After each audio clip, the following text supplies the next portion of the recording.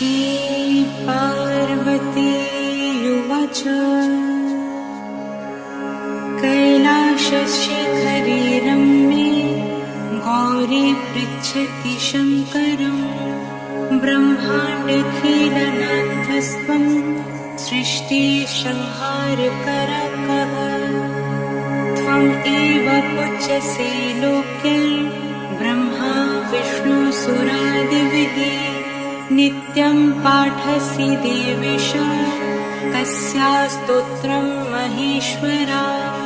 आश्चर्यम् इदम् अत्यन्तं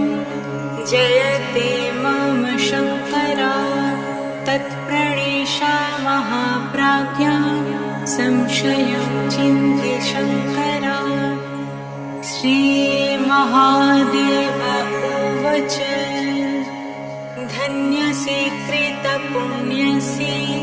पार्वती प्राणवल्लभे रहस्यं च यत्पृच्छसि वरानने श्रीष्वभवन्महादेवी पुनस्त्वं परिपृच्छसि गोपनीयं प्रयत्नतः दत्ते च सिद्धिहानि स्यात् तस्मात् यत्नेन गोपयत् इदं रहस्यं परमं पुरुषार्थप्रदायकम् धनरत्नौघमाणिक्या तुरङ्गं गजादिकम् ददाति स्मरणादेव महामोक्षप्रदायकम् तत्तेऽहं सम्प्रवक्ष्यामि शृणुष्व अविहितप्रिये योऽसौ निरञ्जनो देवा चित्स्वरूपी जनार्दनः संसारसागरोत्तरा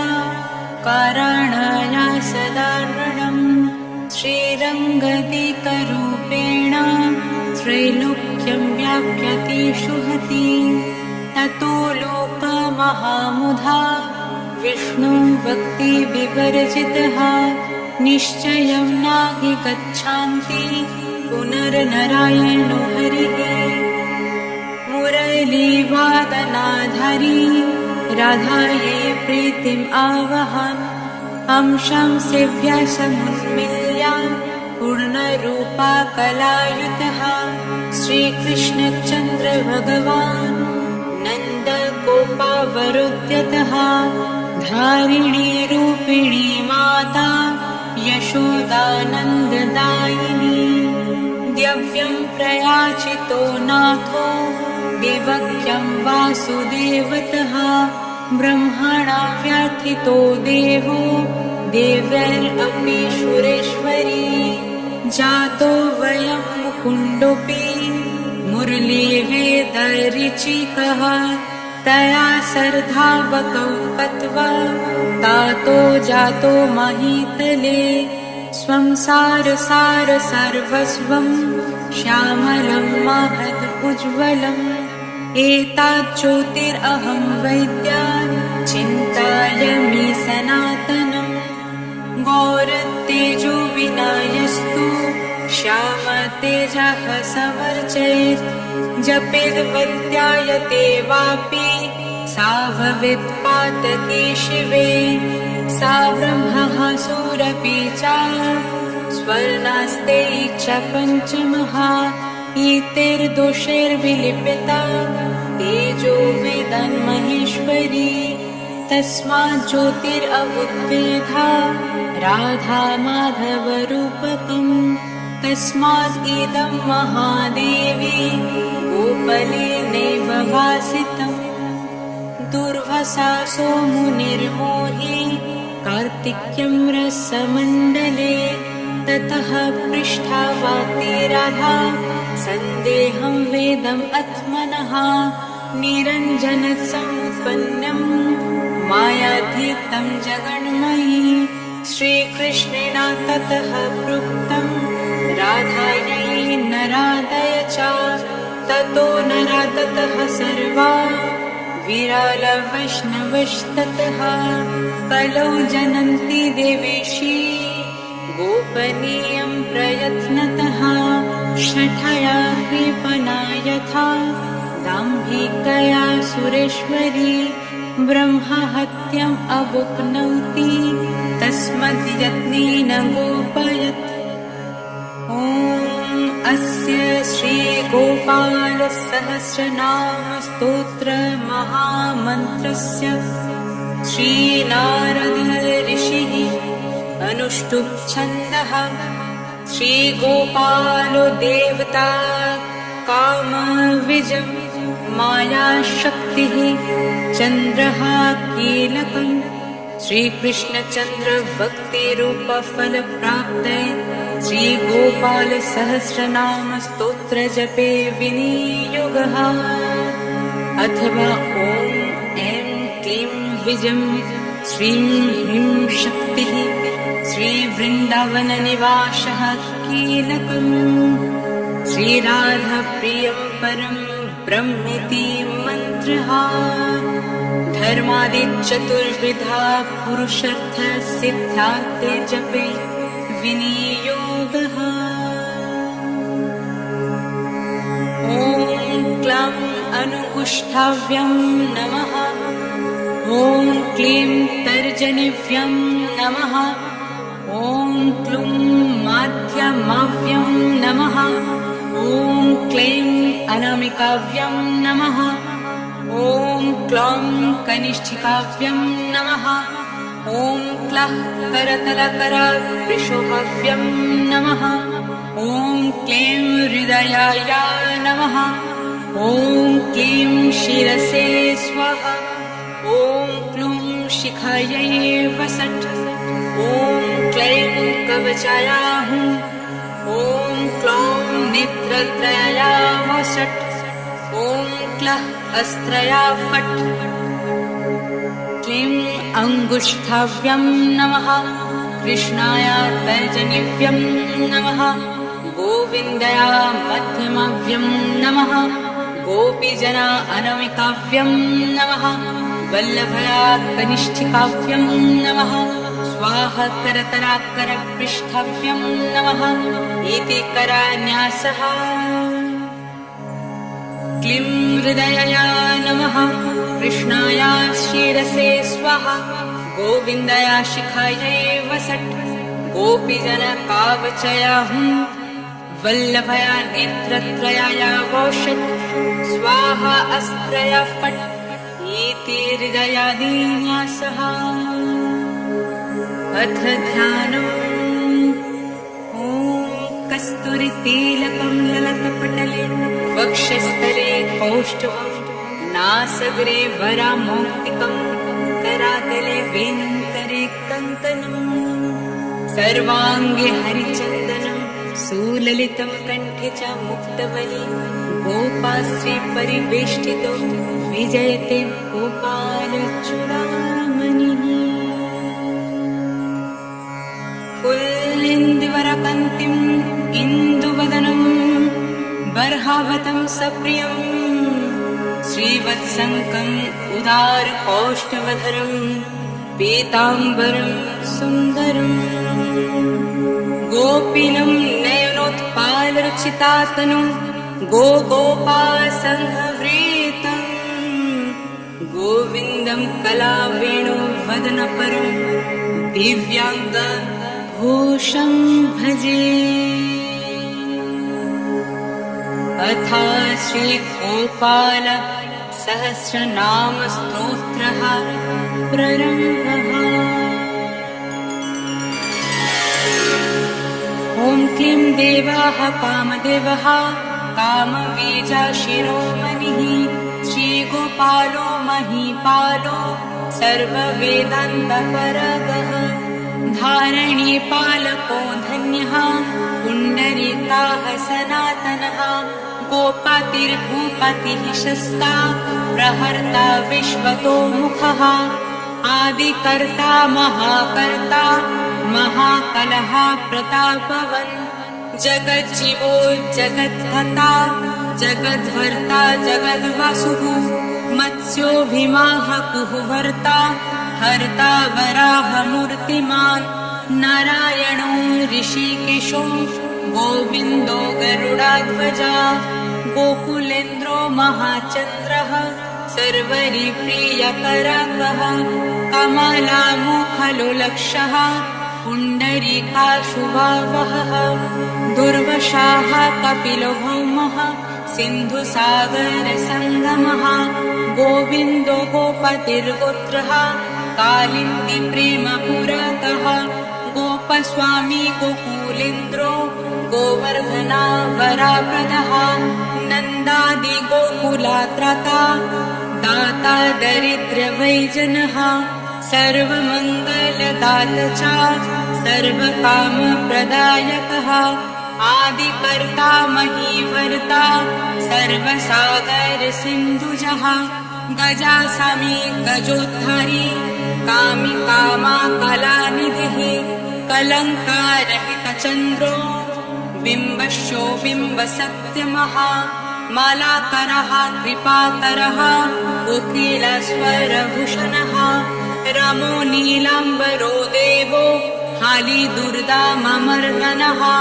सहस्रक्षा पुरीवेत्ता महामारीचिनाशनः शिवः शिवतामुवेत्ता बलारातिप्रपूजकः कुमारी वरदायी च वरण्यो मीनकेतनः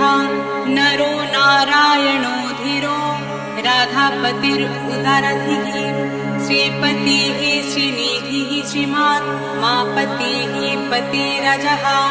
वृन्दपतिः कुलाग्रामी धामी ब्रह्मा सनातनः रेवती रामणो रामा चञ्चलाचारुलोकनः रामायणाशरीरोऽयं रामे रमः श्रियः पतिः सर्वराः सर्वरिसर्वः सर्वत्र शुभदायकः राधा राधायिता रधि राधा चित्तप्रमोदकः राधा रातिसुखोपेतो राधा मोहनतत्परः राधावासी करो राधा हृदयं भुजषत्पदः राधालिङ्गनसम्महो राधा नर्तनकौतुकः राधा सैजतसम्प्रीति राधा कामफलप्रदः वृन्दापातिः कोशनिधिः कोकशोकविनाशकः चन्द्रपाति चन्द्रपाति चन्दकोदण्डभैजनः राम दशरथि राम भृगुवंशसमुद्भवः आत्मा रामोजिता क्रोधा मोहमोहन दधैजनः वृषभानुर्भवो भविः कश्यपीः करुणानिधिः कोलाहलो हलिहेली हेलिहलाधरा प्रियः राधामुखब्जमार्तण्डो भास्करो राविजो विदुः विधिर्विधाता वरुणो वरुणो वरुणि प्रियाः रोहिणी हृदयानन्दी वासुदेवत्मजो बली नीलाम्बरो रोहिणेयो जरासन्धा वधूमलः नागनावम्बविरुदा विरहवरदबली गोपाठविजयी विद्यान् सिपि विष्णः सनातनः परशुरामवाचोग्रही वराग्रही श्रीगलः दमाघोषोपदिष्ण च रथाग्रही सुदर्शनः वीरापत्नी यशस्त्रता जराव्याधि विगतकः द्वारिकावासतत्त्वजियो हुतशना वराप्रदः यमुना वेगसंहारी नीलाम्बराधरः प्रभुः विभुः शरशनो धन्वी गणेश गणनायकः लक्ष्मण लक्षण लक्ष्य रक्षा वंशा विनाशनः वामन वामनीभूत वामन वामनारूढः यशोदानन्दनः कर्ता यमालार्जुनमुक्तिदः उलूखाली महामणि रमावध्या वैषमी वक्तानुकारी भगवान् केशवच्चालधारकः केशिहा माधुहा मोही वृषासुरविगतकः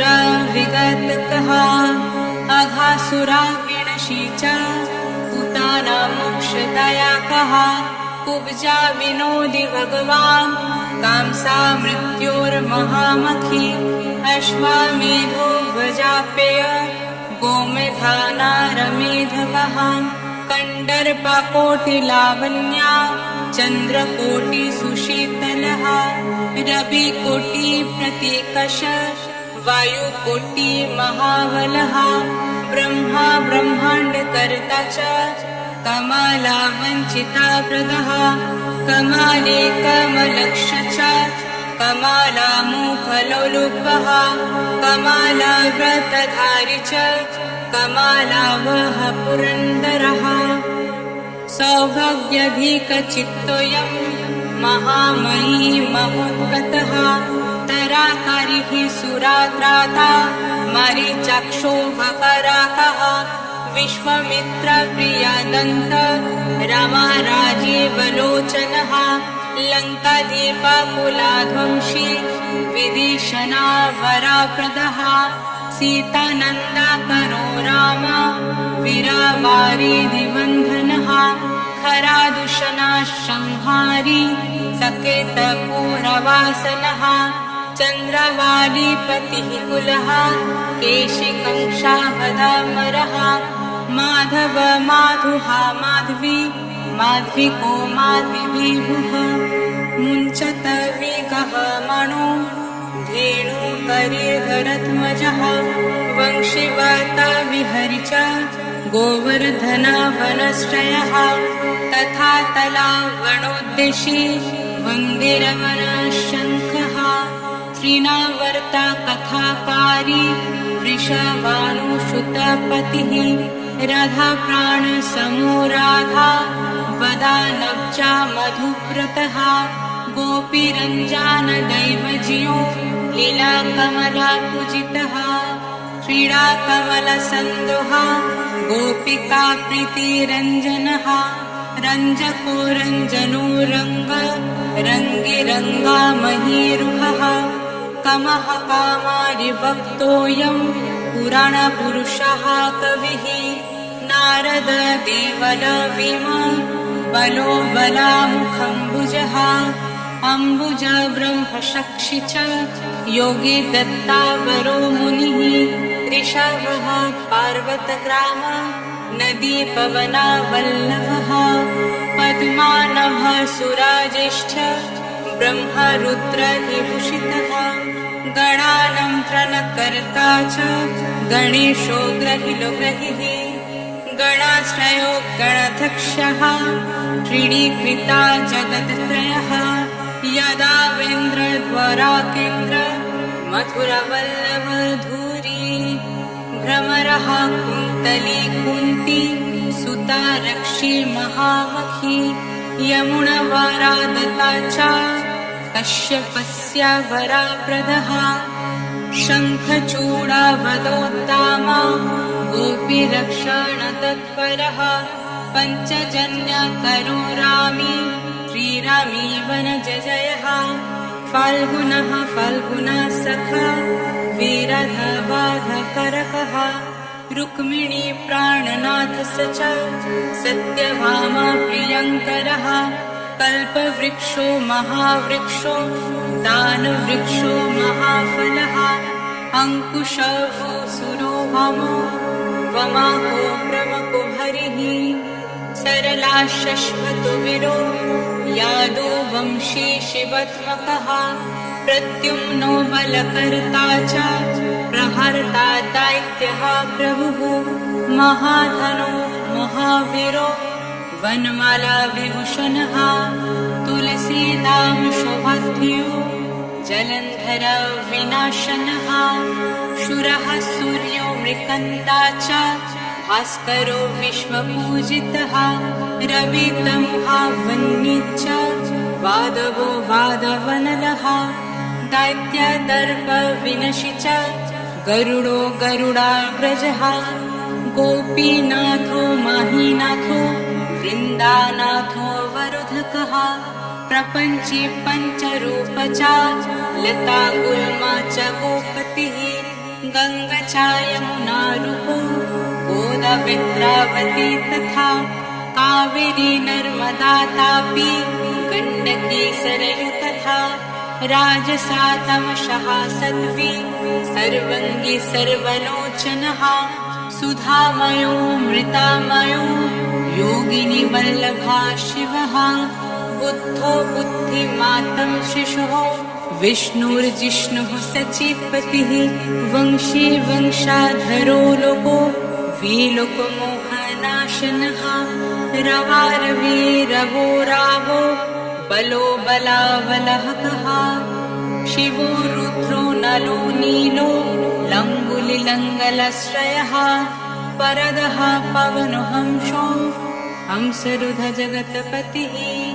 मोहिनी मोहनो मायी महामायो महामखी वृषो वृषकपिः कलः कालिदमनाकरकः कुब्जा भाग्या प्रदो विरो राजकक्षया करकः कोमलो वरुणो रजा चालजो जलधरकः हरकः सर्वपापघ्नः परमेष्ठी पितामहा खड्गाधारी कृपाकरी राधरमनः सुन्दरः द्वादशारण्यसंभोगी शेषनागफलदयः कामः श्यामः सुखः श्रितः श्रीपतिः श्रीनिधिः कृतिः हरिर्हरो नरो नारो नरोत्तम इषुप्रियः गोपाली चित्तहर्ता च कर्ता संसारतरकः आदिदेवो महादेव गौरीर्गुरुरनाश्रयः साधुर्मधुर्विधुर्धाता भ्रातृक्रूरपरायणः रोलं विचाहयाग्रीवो वानरिर्वानश्रयः वनं वाणी वनाध्यक्षो महावन्द्यो महामुनिः श्यामन्तकमणिप्रज्ञो विज्ञो विघ्नविघातकः गोवर्धनो वर्धानीयो वर्धानी वर्धनाप्रियः वर्धन्यो वर्धनो वर्धि वार्धिन्याः समुखप्रियः वर्धितो वृद्धको वृद्धो वृन्दरकाजनप्रियः गोपालरमणिवर्ता सम्भकुष्ठविनाशनः रुक्मिणीहरणः प्रेमा प्रेमीचन्द्रावलीपतिः श्रीकर्ता विश्वभर्ता च नरो नारायणो बली गणो गणपति चैव दत्तात्रेया महामुनिः व्यासो नारायणो दिव्यो व्यभो व्यभूकधारकः स्वाहा श्रेयसं शिवं भद्रं भावुकं भाविकं शुभं शुभत्मकः शुभशस्ता प्रशस्ता मेघनदः ब्राह्मण्यदेवोतिननम् उद्धारकर्णशमः कृष्णः कमलपत्रक्षः कृष्णः कमललोचनः कृष्णः कामी सदा कृष्णः समस्तप्रियकारकः नन्दो नन्दी महानन्दी मादी मदानकः किली मीली हिली गिली गोली गोलो गोललयो गुली कुक्कुली मारको सखी वातः पिप्पलकः कृति म्लेच्छः पालहर्ता च यशोदा यश एव च अच्युतः केशवो विष्णुर्हरिः सत्यो जनार्दनः हंसो नारायणो लीलो नीलो भक्तिपरायणः जानकी वल्लभो राम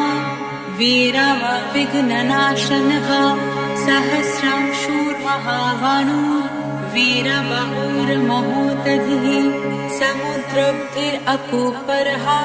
परावरः सरित्पतिः गोकुलानन्दकारी च प्रतिज्ञापारिपालकः सदा रमः कृपारमो महाराम धनुर्धरः पर्वताः पर्वतकरो गायो गिरो द्विजप्रियः कम्बलाश्वातरो रामो रामायण प्रवर्तकः द्वारदेवो दिवशो भाव्यो भावी भयापहः पार्वती भाग्यसाहितो भ्रातृलक्ष्मी विलासवन् विलासी साहसी सार्वी गर्वे गर्वे तलोचनः मुरारे लोकधर्मग्नो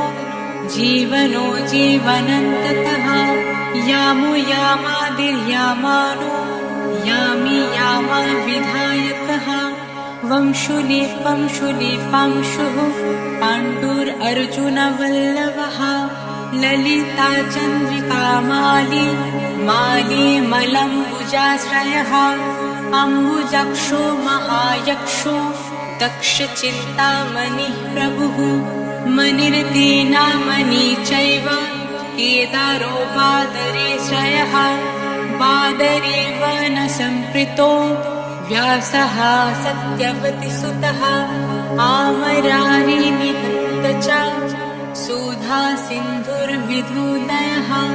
चन्द्रो रविः शिवः शूले चक्रे चैव गदाधरः श्रीकर्ता श्रीपतिः श्रीधः श्रीदेवो देवकीसुतः श्रीपतिः पुण्डरीकाक्षः पद्मनाभो जगत्पतिः वासुदेवो प्रमेयात्मा केशवो गरुडध्वजः नारायणः परमधामा देवदेवो महेश्वरः चक्रपाणिः कलापुर्यो वेदविद्यो दयानिधिः भगवान् सर्वभूतेषु गोपालः सर्वपालकः अनन्तो निर्गुणोऽनन्तो निर्विकल्पो निरञ्जनः निराधारो निरकारो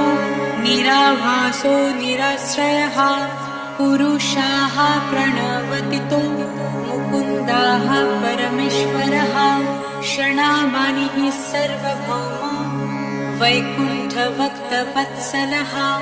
विष्णुर्दामोदरः कृष्णो माधवो मथुरापति देवकी गर्भसम्भूतो यशोदावत्सलो हरिः शिवः शङ्कर्षणः शम्भुर्भूतनाथ दिवश्पतिः अव्ययः सर्वधर्मग्नो निर्मलो निरुपद्रवः निर्वनानायकनित्यो नीलजिमुतः सन्निभः कलक्षायश च सर्वघ्नः कमलरूपा तत्परः ऋषिकेशः पीतावसः वासुदेवा प्रियतमजः नन्दगोपाकुमारार्यो नवनीतशनः प्रभुः पुराणपुरुषः श्रेष्ठः शङ्खपाणिः सुविक्रमः अनिरुद्धचक्ररथः शरणापाणि चतुर्भुजः गदाधरः सुरर्तिघ्नो गोविन्दनन्दकायुधः वृन्दावनचरः शौरिर् वेणुवाद्य विशरदः त्रिनवरतन्तकविमः साहसो बाहुविक्रमः शकतसूरसंहारी बकासुरविनशनः धेनुकसुरसङ्घतः पूतनारी नृकेशिरी पीतामहो गुरुः साक्षी प्रत्यगात्मा सदाशिवः अप्रमेयः प्रभुः प्रज्ञो प्रतार्क्याः स्वप्नावरधनः धन्यो मन्यो भवो भावो धीरः शान्तो जगद्गुरुः अन्तर्यामीश्वरो दिव्यो दैवज्ञो देवता गुरुः क्षीराब्धिशयनधाता लक्ष्मीबाई लक्ष्मणव्रजः धात्रीपतिरमयात्मा चन्द्रशेखरपूजितः लोकसाक्षी जगच्चक्षुः पुण्यचरित्रकीर्तनः कोटिमन्मथसौन्दर्यो जगन्मोहनविग्रहः मण्डस्मिता तमो गोपो गोपिका परिवेष्टितः फुल्लरविन्दनयना चनुरन्ध्रा निषुदनः इन्दिवाराडलाश्यामो बर्हि बर्हावतंसकः मुरलिनीनादहालादो दिव्यमाल्यम्बरश्रयः शोकपोलायुगः शुभ्रो युगलाः सुललितकः कम्बुग्रीवो विशालक्षो लक्ष्मीवानुशुभादर्शनः पीनवक्षा चतुर्बाहु चतुर्मूर्ति त्रिविक्रमः कलङ्कारहितः शुद्धो दुष्टशत्रुनिवारणः किरीटकुण्डलधारः कताकङ्गदमण्डितः मुद्रिकाभारणोपेतः कटिसूत्राविराजितः मञ्जिरारञ्जितापदः सर्वभरणाभूषितः विन्यस्तपदयुगलो दिव्यमङ्गलविग्रहः गोपिकानयननन्दः पूर्णाचन्द्रनिवननः समस्तजगद आनन्दः सुन्दरो लोकनन्दनः यमुनातीरसञ्चारी राधामन्मथ वैभवः गोपनारी प्रियोदन्तो गोपीवस्त्रापहारकः शृङ्गारमूर्तिः श्रीधमा तराकमूलकरणम् सृष्टिसंरक्षणोपायः क्रूरासुराविभजनः नरकासुरसंहारी मुरारिर्वैरमर्दनः अदित्या प्रियदैत्या विकरचेन्दुशेखरः जरासन्धकुलध्वंसी कंसरतिः सुविक्रमः पुण्यश्लोकाः कीर्तनीयो यदा वेन्द्रो जगन्नुतः रुक्मिणीरमणः सत्या धाम जम्बवतीप्रियः मित्रविन्दनदनाजिति लक्ष्यमानसमुपासितः सुधाकाराकुले जातो नन्दप्रबला विक्रमः सर्वसौभाग्यसम्पन्नो द्वारकायाम् उपस्थितः भद्रसूर्यासुतानाथो लीलामनुषविग्रहः सहस्रषोडशश्रीषो भोगमोक्षैकदायकः वेदान्तविद्यः संवेद्यो वेद्यो ब्राह्मणनायकः गोवर्धनधरुनखः सर्वजीवदयापरः मूर्तिमान् सर्वभूतात्मा अर्थत्राणपरायणः सर्वज्ञ सर्वसुलभः सर्वशास्त्रविशारदः षड्गुणैश्वर्यसम्पन्नः पूर्णकामो धुरन्धरः महानुभवः कैवल्यदायको लोकनायकः आदिमध्यन्तराहितः शुद्ध्या सात्विकविग्रहः आस्मनाः समस्तत्मा शरणागतवत्सलः उत्पत्तिस्थितिसंहार कारणं सर्वकारणं गम्भीराः सर्वभावज्ञ सच्चिदानन्दविग्रहः विश्वसेनाः सत्यसन्धः सत्यवान् सत्यविक्रमः सत्यव्रतः सत्यसमग्नः सर्वधर्मपरायणः आपन्नर्तिप्रशमनो द्रौपदीमानरक्षकः कन्दर्पजनकः प्राज्ञो जगन्नाथकवैभवः भक्तिवश्यो गुणातीतः सर्वैश्वर्या प्रदायकः तमाभुषासुताप्येषि वनबाहो विखण्डनः विश्वभक्तिप्रदो दिव्यः कौरवान्वयनाशनः कौन्तेयप्रिया बन्धुश्च पार्थस्यान्दनासारथिः नरसिंहो महावीरः स्तम्भजातो महाबलः प्रह्लादवरदः सत्यो देवापूज्यो भयङ्करः उपेन्द्र इन्द्रवरजो वामनो बलिवन्धनः गजेन्द्रवरदः स्वामी सर्वदेवा नमस्कृतः शेषपर्यङ्कशायनो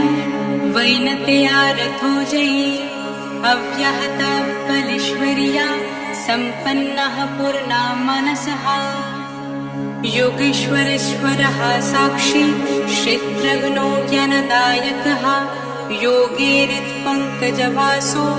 योगमायसामान्वितः नादबिन्दुकलातीतश्चतुर्वर्गफलाप्रदः सुषुम्नामार्गसञ्चारी देहश्यन्तारसंस्थितः देहेन्द्रियमनः प्राण साक्षिचेतः प्रदायकः सूक्ष्मः सर्वगतो देहि ज्ञानदर्पणगोचरः तत्त्वत्रयात्माको व्यक्ता कुण्डली समुपाश्रितः ब्राह्मण्यः सर्वधर्मघ्नः शान्तो दान्तो गतक्लमः श्रीनिवासः सदानन्दो विश्वमूर्तिर्महाप्रभुः सहस्राश्रिषः पुरुषः सहस्रक्षाः सहस्रपात् समस्तभुवनाधरः समस्तप्राणरक्षकः समस्तसर्वभाव्यग्नो गोपिकाप्राणवल्लभः नित्योत्साहो नित्यसौख्यो नित्यश्रीर्नित्यामङ्गलः व्यूहार्चितजगन्नाथः श्रीवैकुण्ठपुराधिपः पूर्णानन्दघनीभूत गोपावेशधरो हरिः कलापाकुसुमाश्यामः कोमलः शान्ताविग्रहः गोपायगणवृतो नान्तो वृन्दावनसमश्रयः वेणुवादरताश्रेष्ठो देवनम्रिताकरकः बालक्रीडासमासक्तो नभनित्यस्य तस्करः गोपालकामिनीजरा चौरजाराशिखामणिः परं ज्योतिः पराकशः परावासः परिस्फुटः अष्टादशाक्षरो मन्त्रो व्यापको लोकपावनः सप्तकोटिमहामन्त्रा शेखरो देवशेखरः विघ्ननं ज्ञानसन्धानस्तेजोराशिर्जगत्पतिः भक्तलोकाप्रसन्नात्मा भक्तमन्दारविग्रहः भक्तदारिद्र्यदामनो भक्तनामो प्रीतिदायकः भक्तधीनामनः पूज्यो भक्तलोकाशिवङ्करः भक्तभीष्टप्रदः सर्वा भक्तभोगानिकृन्तनः अपार करुणासिन्धु भगवान् भक्ततत्परः श्रीगोपालसहस्रनामस्तोत्रं सम्पूर्णम्।